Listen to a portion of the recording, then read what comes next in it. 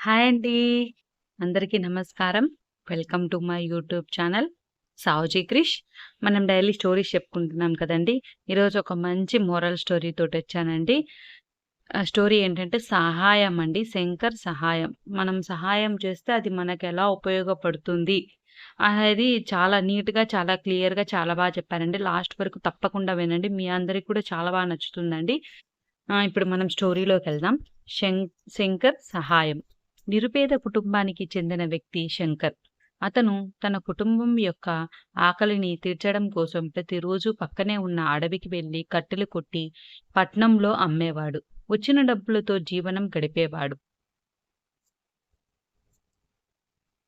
ఒకరోజు అడవిలో కట్టెలు కొడుతూ ఉండగా ఒక ముసలి వ్యక్తి ఆకలితో అలమటించడం చూశాడు. శంకర్ అతని దగ్గరికి వెళ్లి, "పెద్దాయనా, నువ్విక్కడ ఏం చేస్తున్నావు? ఎక్కడ మీ ఇల్లు?" అని అడిగాడు. అప్పుడు ఆ వ్యక్తి, "నేను ఇక్కడే నివసిస్తాను. ఇక్కడే చెట్ల నుండి పండ్లను కోసుకొని తింటూ జీవనం సాగిస్తాను. కానీ 2 రోజుల నుండి కోతుల బెడద ఎక్కువగా ఉండడం కారణంగా పండ్లు దొరకడం లేవు" అన్నాడు. "అయ్యో! అవునా? నేను ఇద్దామన్నా నా దగ్గర ఎలాంటి ఆహారం లేదు" అని చింతించాడు. కట్టెలు కొట్టే పని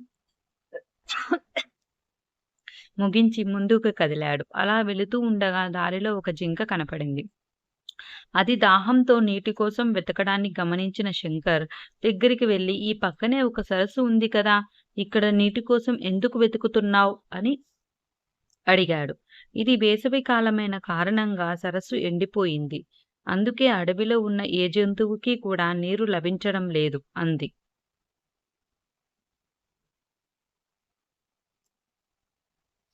ఆ మాట విన్న శంకర్‌కు చాలా బాధేసింది. కానీ ఇవ్వడానికి తన దగ్గర నీరు కూడా లేదు. తన ప్రయాణాన్ని ముందుకు సాగించాడు. మెల్లగా చీకటి పడడం మొదలైంది. కాస్త దూరంలో కొంతమంది వ్యాపారులు ఆ రాత్రి అడవిలో బస చెయ్యాలి అనుకున్నారు. చలిగా ఉన్న కారణంగా వేడి కోసం మంటను వెలిగించాలి అని చూస్తున్నారు. అక్కడ చూస్తే అన్ని మహావృక్షాలు ఉన్నాయి. వారి దగ్గర వాటిని నరకడానికి ఏ సాధనం లేదు.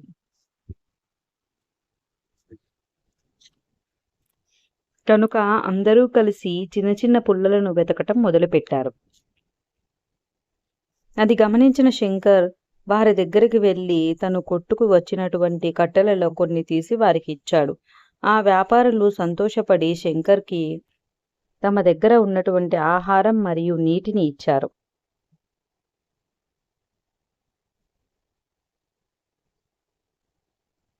వాటిని తీసుకుని శంకర్ వెనక్కి వెళ్ళాడు. దాహంతో ఉన్న జింకకు నీటిని ఇచ్చాడు.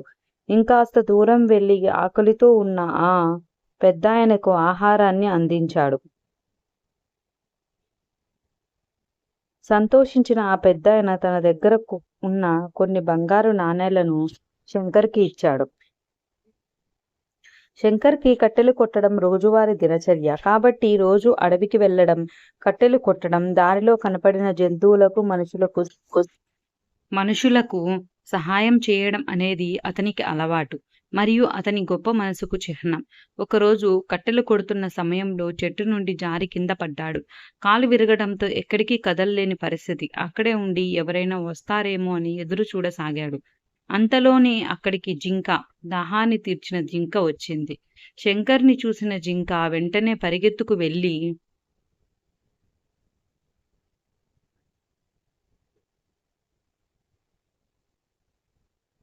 దగ్గరలోనే ఉన్న పెద్దాయనని, ఆకలిని తీర్చిన వ్యక్తి తీసుకువచ్చింది. వెంటనే ఆ పెద్దాయన అడవిలోని మూలికలను సేకరించి శంకర్ కాలికి కట్టుకట్టాడు. 2 రోజుల్లోనే శంకర్ కాలు నయమైంది.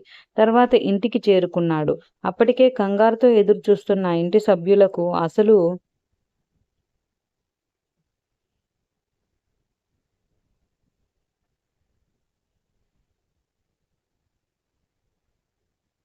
విషయం చెప్పాడు.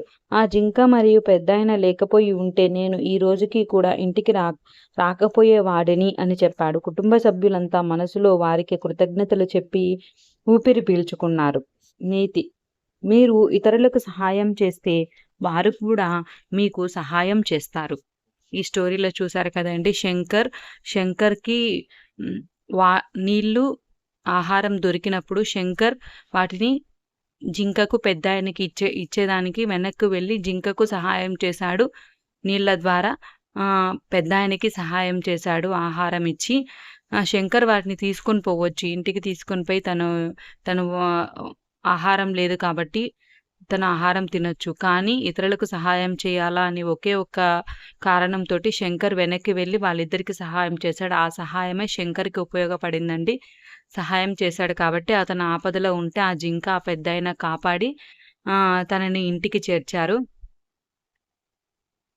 ఈ స్టోరీ ఎలా ఉందో తప్పకుండా కామెంట్ చేయండి. నాకైతే ఈ స్టోరీ చాలా బాగా నచ్చిందండి. ఇతరులకు సహాయం చేస్తేనే అది మనకు చాలా బాగా మనకు కూడా కష్టాలొచ్చినప్పుడు మనకి ఆ సహాయం అనేది ఉపయోగపడుతుందండి. థ్యాంక్ యూ అండి. ధన్యవాదాలు.